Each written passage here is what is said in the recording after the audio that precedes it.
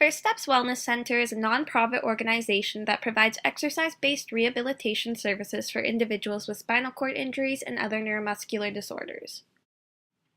One of the responsibilities that I have been given as a fieldwork student is to facilitate one-on-one exercise sessions with specific clients. Typically, these sessions last 1 hour and can be anywhere from a couple times a week for some clients or daily for other clients.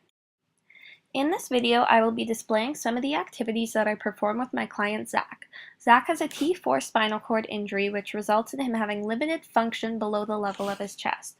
During our sessions, we typically have a focus on core, balance, cardio, and upper body strength.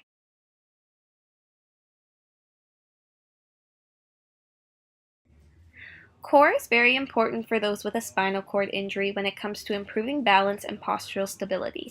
This is something that is used in many functional movements and is therefore an important aspect of our sessions. Here we are performing our typical lower body core routine. During this routine, I cycle through about 4 different exercises, performing 15 to 20 reps and repeating the exercises for 3 sets. Here I am assisting Zach in performing leg tucks, which are a good exercise to strengthen the abdominals.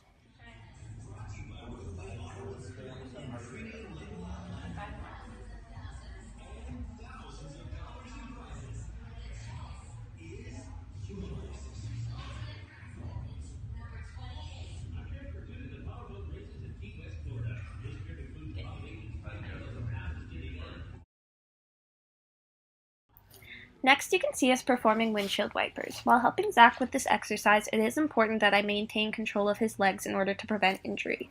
With Zach, this is fairly easy for me as he has shorter legs, but for a client with larger or more toned legs, I may want to use a yoga block and a belt around the knees to help maintain control. Zach is fairly strong in this movement, so I provide a fair amount of resistance against him to increase the difficulty. This is a great exercise to work on strengthening the obliques.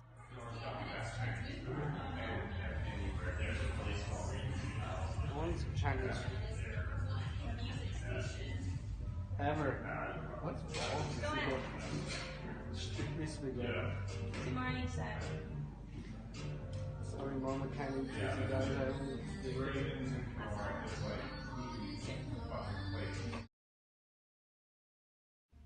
Next up, we are performing a modified version of heel touches. This allows Zach to get a good oblique crunch. This exercise can be performed either laying flat, laying with the knees bent and feet flat on the surface, or with the knees up and bent at 90 degrees like you see here.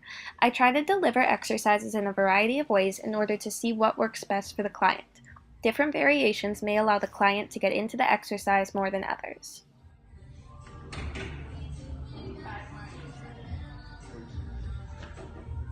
Just fixes it. Yeah, they're fucking. Yeah.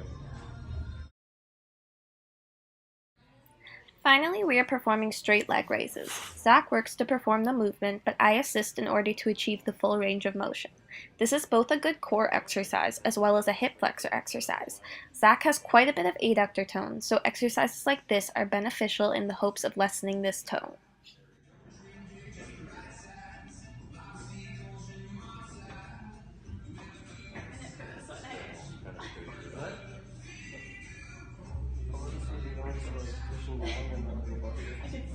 I hate when that happens. Always like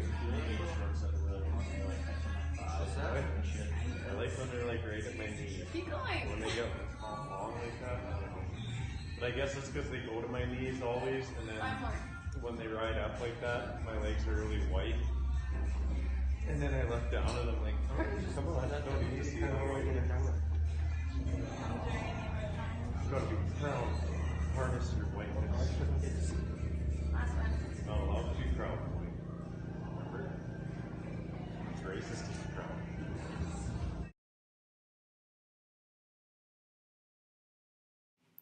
The power plate is a good tool to use to help reduce excessive tone, increase circulation, and provide increased sensory and proprioceptive feedback.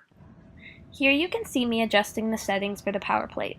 First I set the frequency, which is the number of vibrations per second, at 35 Hz. Next I set the time to 4 minutes, and finally I set the amplitude to low. Once on the power plate, we perform a variety of different functional movements. These movements help strengthen muscles as well as help increase hip control and awareness of the body in space. First, we are performing side-to-side hip movements. Zach has quite a bit of control, but I am there to provide assistance if he does happen to lose his balance. Alright, side to side. Uh,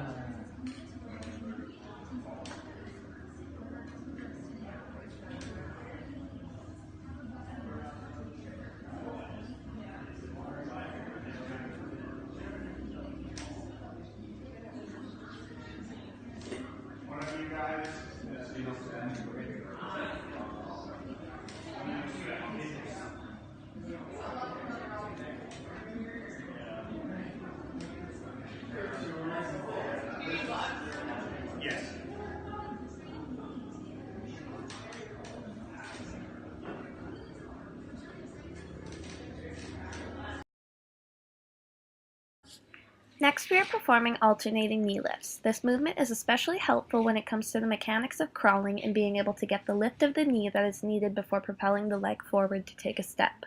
Zach is capable of lifting his knees on his own. However, I am helping to maintain the evenness of his knees, as they have a tendency to shift back when he lifts them.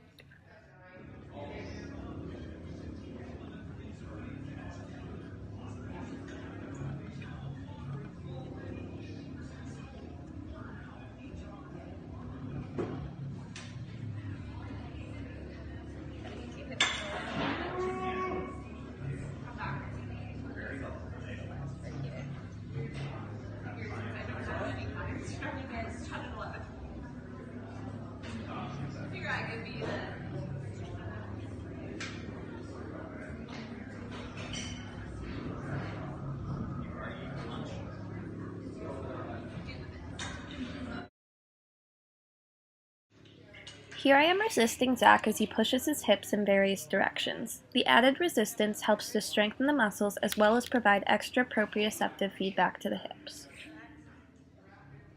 Go backwards again.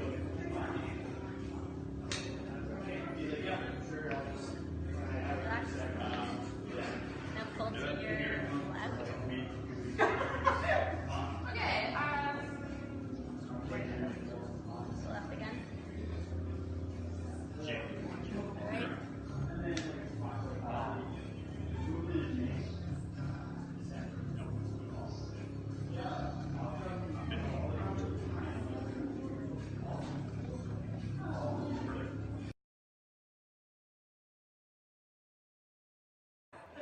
Cardiovascular endurance is important not only for individuals with spinal cord injuries, but for any able-bodied individual as well. Having good cardiovascular health is important when it comes to preventing the risk of cardiovascular disease.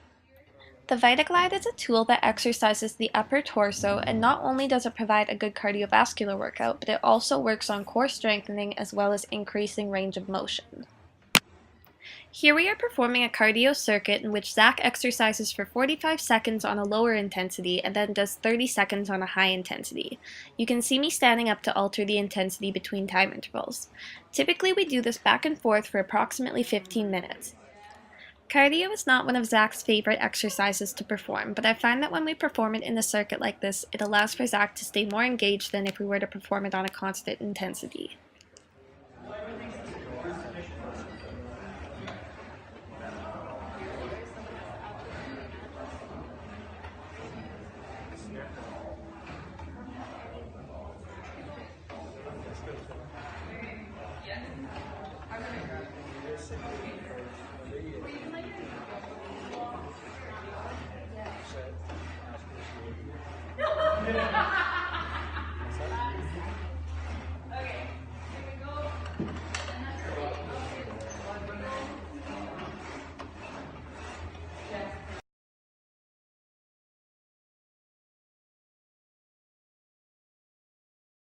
Here we are performing a typical table core routine. Similar to lower core, I like to incorporate about 4 different exercises, performing 12 to 15 reps and 3 sets. First, we are performing sit-ups. Zach does not quite have the core strength to perform these on his own, so we use a wedge and a 2-pound medicine ball to give him the assistance he needs to complete the movement.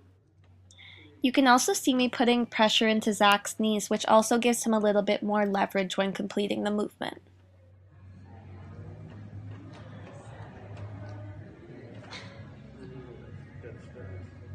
12, 8,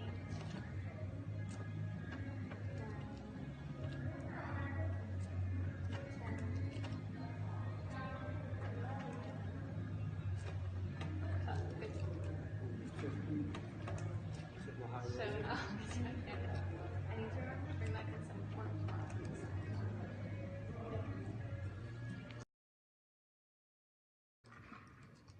Here Zach is performing some cross crunches and he is holding an 8-pound medicine ball to increase the load on his muscles.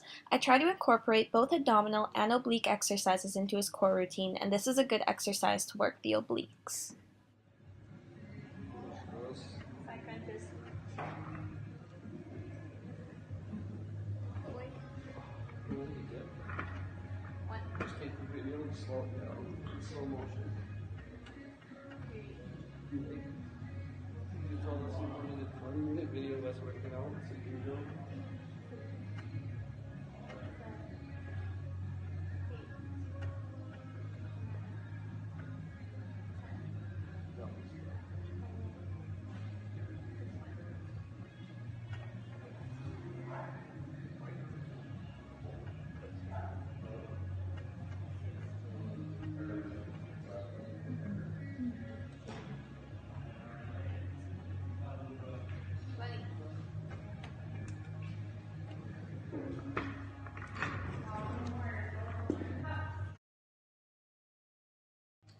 Here Zach is performing dowel lifts in which he raises an 18-pound dowel upwards and places it back down while attempting to maintain postural control. This not only works his core but also his arms and his seated balance. No. You're just sitting there. No, we're not going to go on here for it, so I'll have to go. Right. 1, 2, 3, 4, 5, 6, 7, 8, 9.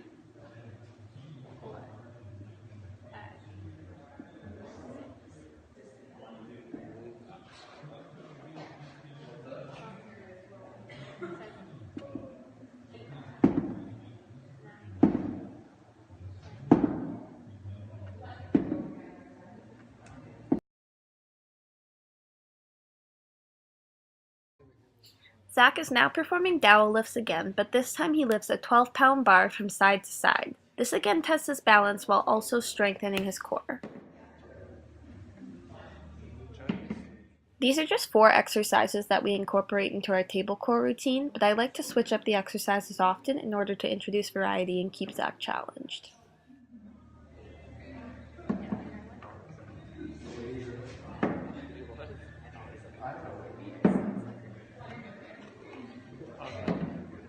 Is that really bad? Like, what do you mean? Big ego?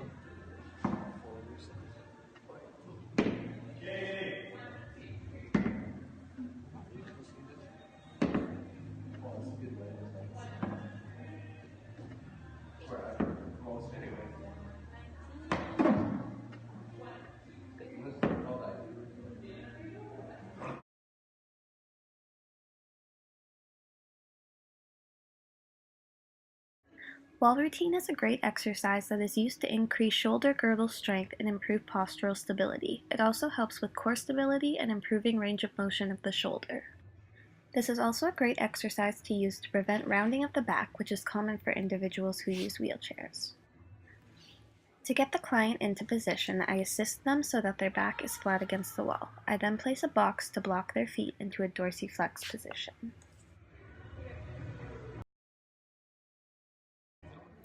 Typically when performing wall routine, I have my client perform 30 seconds of the activity and then give them a 30-second break between exercises. I will usually do 2 to 3 sets of this routine.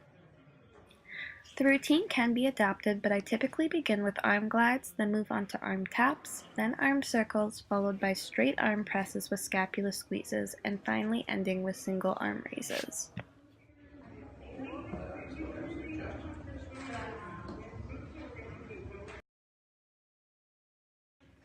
It is important to watch that the client's back and shoulders are placed firmly against the wall when performing this routine.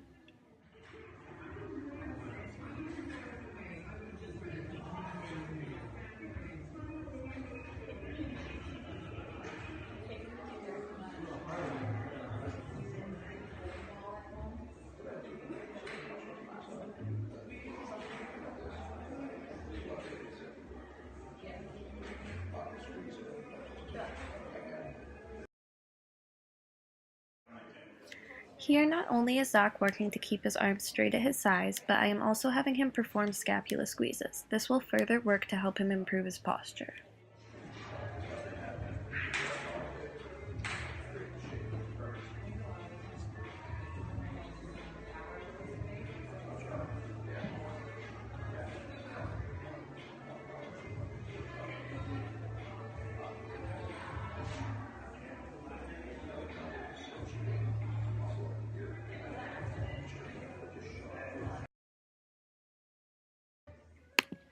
For added difficulty, you can also wrap wrist weights around the client's wrists to increase the load on their arms.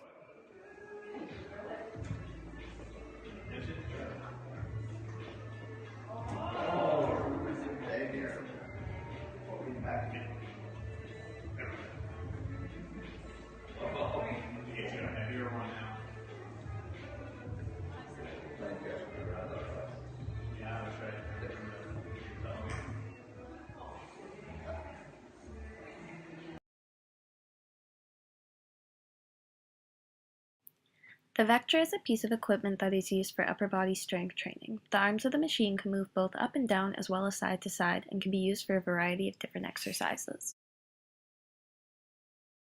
I have Zach seated on an exercise bench with the seat tilted upwards to prevent him from falling forward. The force of this exercise pulls him towards the machine, therefore there is not a risk of him falling backwards. A small foam block is placed between Zach's chest and the bench to keep his torso in alignment. Here Zach is performing a row which primarily works the trapezius and the lats.